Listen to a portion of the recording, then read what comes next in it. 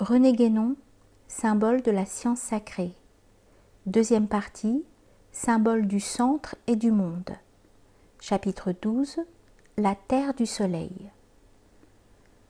Parmi les localités, souvent difficiles à identifier, qui jouent un rôle dans la légende du Saint Graal, certains attachent une importance toute spéciale à Glastonbury, qui serait le lieu où s'établit Joseph d'Arimathie après sa venue en Grande-Bretagne, et où l'on a voulu voir beaucoup d'autres choses encore, comme nous le dirons par la suite.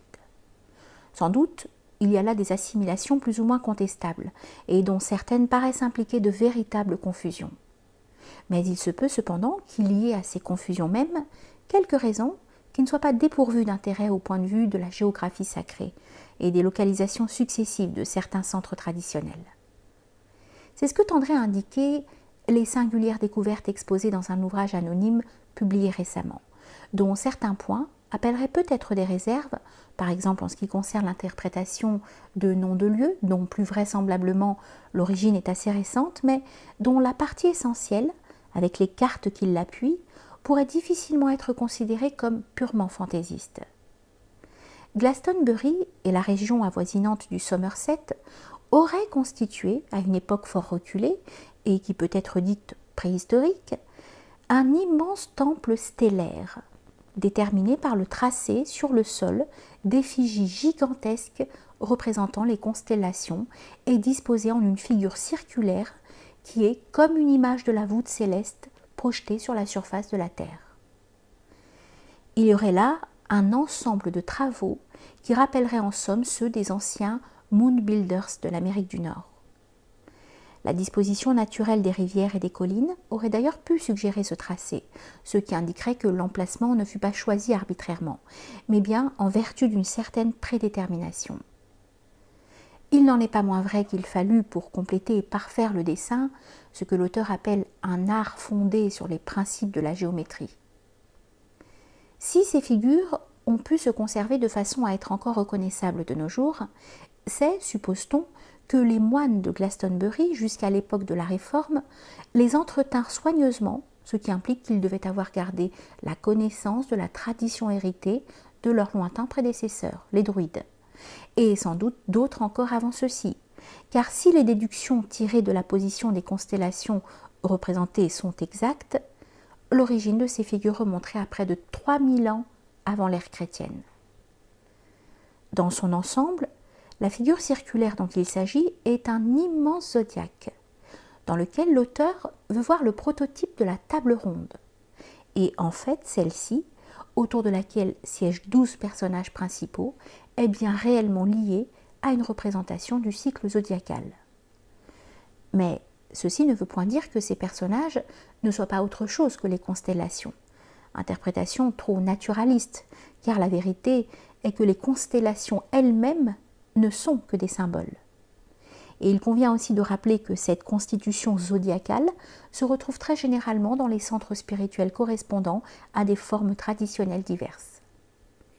Aussi, nous paraît-il bien douteux que toutes les histoires concernant les chevaliers de la table ronde et la quête du Graal puissent n'être rien de plus qu'une description dramatisée, si l'on peut dire, des effigies stellaires de Glastonbury et de la topographie de la contrée.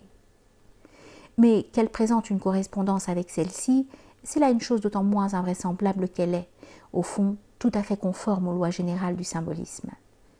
Il n'y aurait même pas lieu de s'étonner que cette correspondance puisse être assez précise pour se vérifier jusque dans les détails secondaires de la légende, ce que nous ne nous proposons d'ailleurs pas d'examiner ici.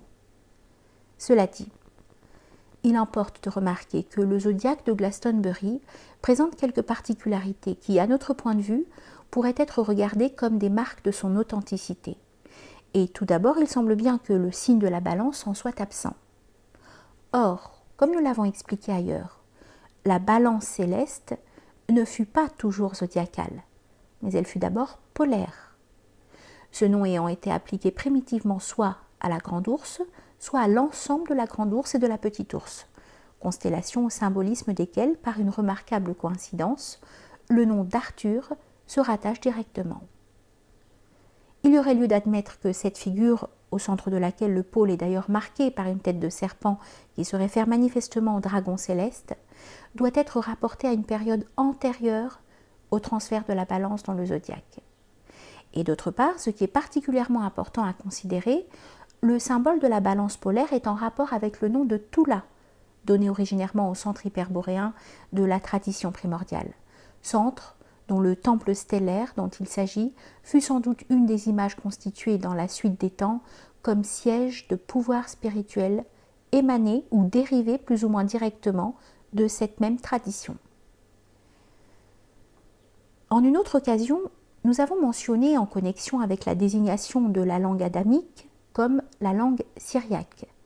La Syrie primitive dont le nom signifie proprement la terre solaire et dont Homère parle comme du Nil situé au-delà d'Ojiji, ce qui ne permet de l'identifier qu'à la Thulé ou Tula hyperboréenne. Et là sont les révolutions du Soleil, expression énigmatique qui peut naturellement se rapporter au caractère circumpolaire de ces révolutions, mais qui en même temps peut aussi faire allusion à un tracé du cycle zodiacal sur cette Terre elle-même, ce qui expliquerait qu'un semblable tracé ait été reproduit dans une région destinée à être une image de ce centre. Nous touchons ici à l'explication de ces confusions que nous signalions au début, car elles ont pu naître d'une façon en quelque sorte normale de l'assimilation de l'image au centre originel. Et notamment, il est bien difficile de voir autre chose qu'une confusion de ce genre dans l'identification de Glastonbury avec l'île d'Avalon. En effet, une telle identification est incompatible avec le fait que cette île est toujours considérée comme un lieu inaccessible. Et d'autre part, elle est aussi en contradiction avec l'opinion beaucoup plus plausible qui voit dans la même région du Somerset le royaume de l'ogre, dont il est dit en effet qu'il était situé en Grande-Bretagne. Et il se peut que ce royaume de l'ogre, qui aurait été regardé comme un territoire sacré, ait tiré son nom de celui de l'Ug celtique, qui évoque à la fois l'idée du verbe et celle de la lumière. Quant au nom d'Avalon, il est visiblement identique à celui d'Ablun ou Bélène, c'est-à-dire de l'Apollon celtique et hyperboréen, de sorte que l'île d'Avalon n'est encore qu'une autre désignation de la Terre solaire, qui fut d'ailleurs transportée symboliquement du nord à l'ouest à une certaine époque, en correspondance avec un des principaux changements survenus dans les formes traditionnelles au cours de notre Manvantara. Ces considérations nous amènent à d'autres constatations, peut-être plus étranges encore. Une idée apparemment inexplicable à première vue est celle de rapporter aux Phéniciens l'origine du zodiaque de Glastonbury. Il est vrai qu'on a coutume d'attribuer à ce peuple beaucoup de choses plus ou moins hypothétiques, mais l'affirmation même de son existence à une époque aussi reculée nous paraît encore plus contestable. Seulement, ce qui est à remarquer, c'est que les Phéniciens habitaient la Syrie historique. Le nom du peuple aurait-il été l'objet du même transfert que celui du pays lui-même? Ce qui donnerait tout au moins à le supposer, c'est sa connexion avec le symbolisme du phénix. En effet, d'après Joseph, la capitale de la Syrie primitive était Héliopolis, la cité du soleil, dont le nom fut donné plus tard à la ville égyptienne d'On. Et c'est à la première Héliopolis, et non pas à celle d'Égypte, que ce symbolisme cyclique du phénix et de ses renaissances devrait être rapporté en réalité.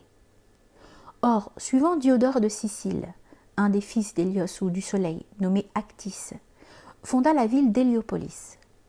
Et il se trouve que ce nom d'Actis existe comme nom de lieu au voisinage de Glastonbury, et dans des conditions qui le mettent précisément en rapport avec le phénix, en lequel, selon d'autres rapprochements, ce prince d'Héliopolis lui-même aurait été transformé.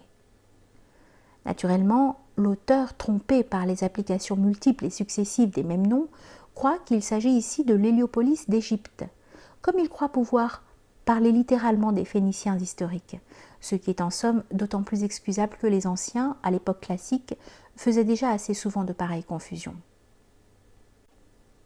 La connaissance de la véritable origine hyperboréenne des traditions, qu'il ne paraît pas soupçonner, peut seule permettre de rétablir le sens réel de toutes ces désignations.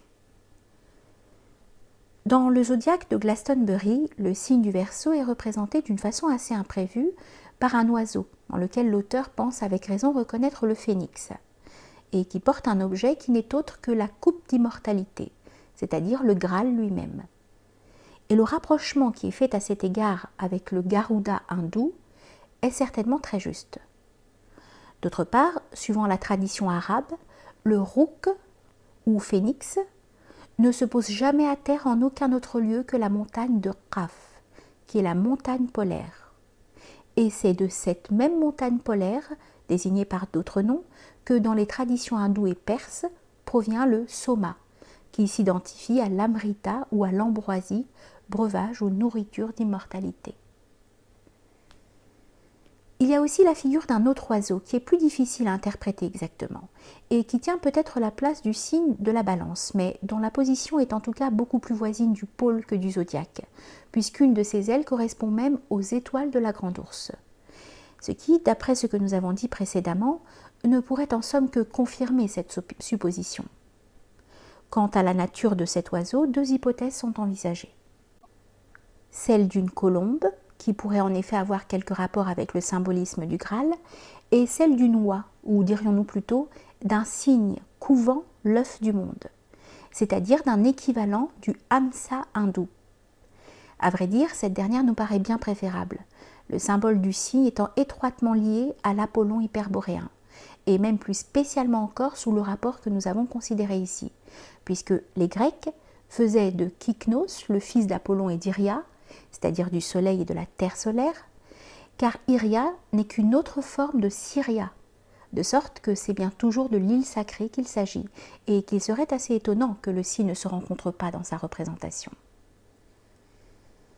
Il y aurait encore beaucoup d'autres points qui mériteraient assurément de retenir l'attention, comme par exemple le rapprochement du nom de Somerset avec celui du pays des Cimériens, et avec différents noms de peuples dont la similitude très probablement indique beaucoup moins une parenté de race qu'une communauté de tradition. Mais cela nous entraînerait trop loin, et nous en avons dit assez pour montrer l'étendue d'un champ de recherche presque entièrement inexploré encore, et pour faire entrevoir les conséquences qu'on en pourrait tirer en ce qui concerne les liens des traditions diverses entre elles et leur filiation à partir de la tradition primordiale.